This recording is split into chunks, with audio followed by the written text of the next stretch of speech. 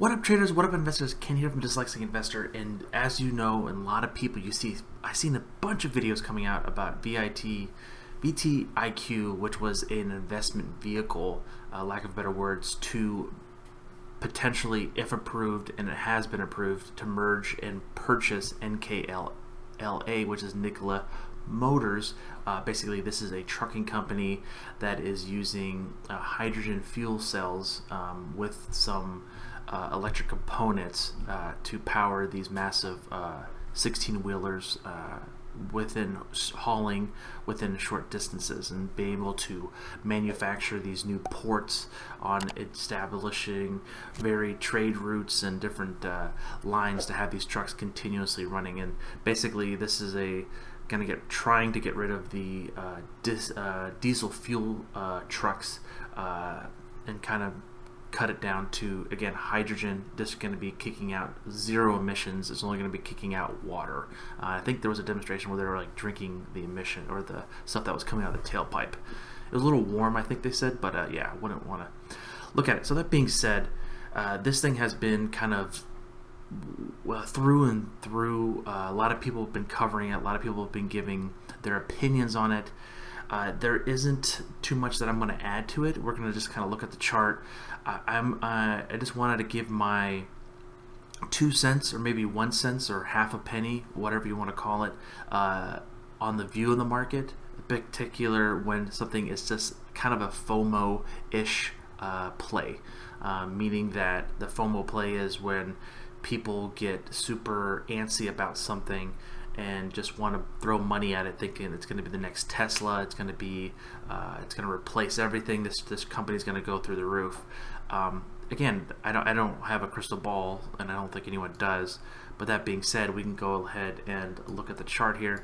So again, it just IPO'd today. There's not going to be much data. We're looking here at the 1 minute chart. Basically opened up, hit a high of 38.88. Now it's kind of coming down, holding around $33-ish. It's going to be moving quite a bit for sure. Again, it's its initial IPO day, or basically, you can go into more looking into of what VTIQ was. So that was just a way for investors and things to raise capital to be able to purchase a company. So these have been around for quite some time. Looking through, they have kind of slightly changed. And actually, Jim Cramer had a really good bit about it the other night. I think it was last night, where I kind of read the recap of Mad Money, where they talked about that he's actually kind of questioning the frothiness of this company. So we can go back to VTIQ, if that's still looking at here. We can look here at a longer time frame. This thing has just been a rocket ship, lack of a better words, and it just has been taken off once it got covered. So if you've been watching the channel for a little bit, we actually got into it a couple months ago. When it had this pop, we kind of let it come back down to like $11 or $10, and we were kind of waiting in the bushes to purchase it. We got into it. I kind of felt like it was kind of just going to be a quick trade.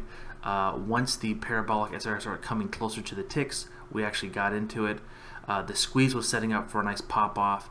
We saw a couple pop here. The first initial move of the early movers. I wouldn't even call it early movers, because I think this has been widely held by a lot of people.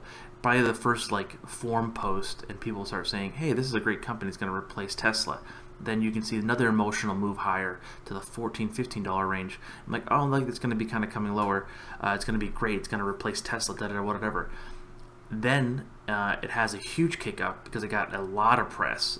Everyone was covering it due to some stuff that the company, Nikola, got some PPE loans, the payroll protection stuff. The CEO went on CNBC, talked about that.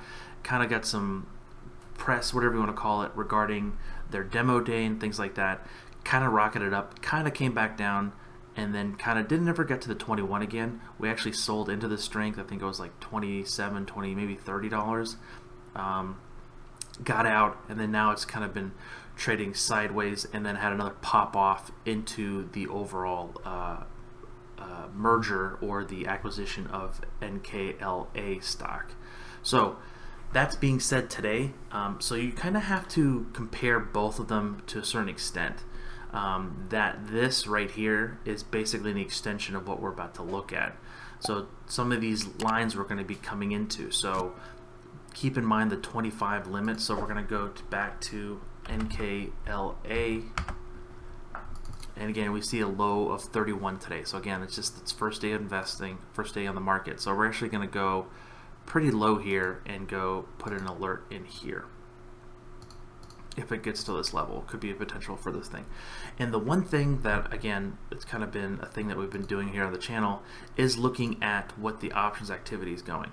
So there is literally, it looks like it's the same person placed a pretty far out prediction either way, betting quite a bit here. So on the put side, this individual is saying on September that it's going to get to $20 puts. And that is, again, that's, you can see here on the order here, if we hit confirm and send, that's nearly $500,000 bet that it's going to be going to $20. And then we can also duplicate this call up here. So we're going to make sure that's the $40 call. So they're basically creating a spread, basically saying that in the short term, so it's only the 17th of July, 40 call, that it's going to be going up to $40 again, potentially in the short term, but in the long run to, again, September, which is September is, how many days is that out? That is 106 days out, and then the 17th of that is only 28 days out.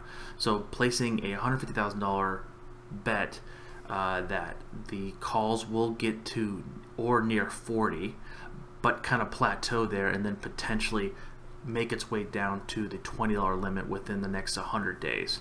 So that's quite saying $350,000 bet on that particular trade, looking for a potential kick higher. So we're going to go back to the charts here. We're going to put literally a price target just a tad above 40 here, and potentially they're saying that it's going to tap this line up here, and potentially kind of fizzle out potentially in the next 100 days or next 30 days, and then potentially make a reversal back down to 20.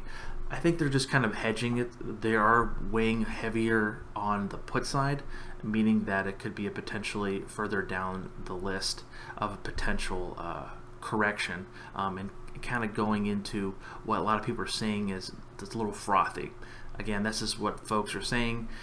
I'm not sure, because it's my first time really getting into how these investment vehicles do it. So if you don't remember, if you can recall, that SPCE was a same kind of setup where they had an investment vehicle purchase these shares. That's why you kind of get like this sit around and wait kind of moment here, and then you get a huge spike up once the investment goes through and the shares are properly purchased. That's when you start seeing the earnings calls coming out, and so forth. So these investment vehicles are just like, hey, give us your money and we're going to invest in 2 or 3 companies. Most likely the last ones have all been just one single company with their prospectus of saying, or their target or their mission is like, we're going to purchase this company and we're going to be doing this, this, and that.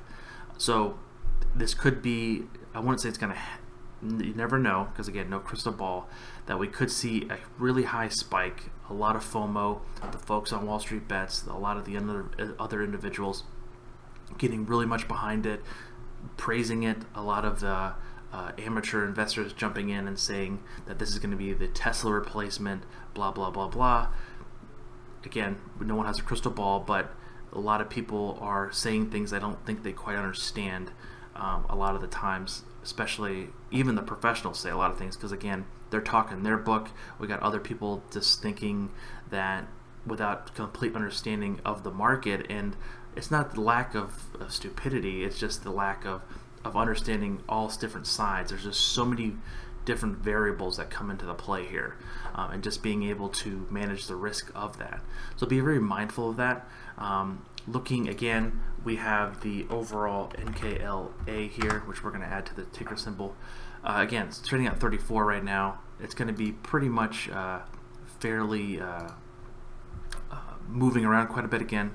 We'll see on what happens closer to 3 o'clock. If you have any comments, questions, please leave it down below in the comment section. Please don't forget to like and subscribe. And also, we also have a fantastic live stream today, going to be going off around 3:40. It's basically called Stock Talk, and we have a snack. We bring your favorite beverage. It could be coffee, tea, water, mineral water, whatever.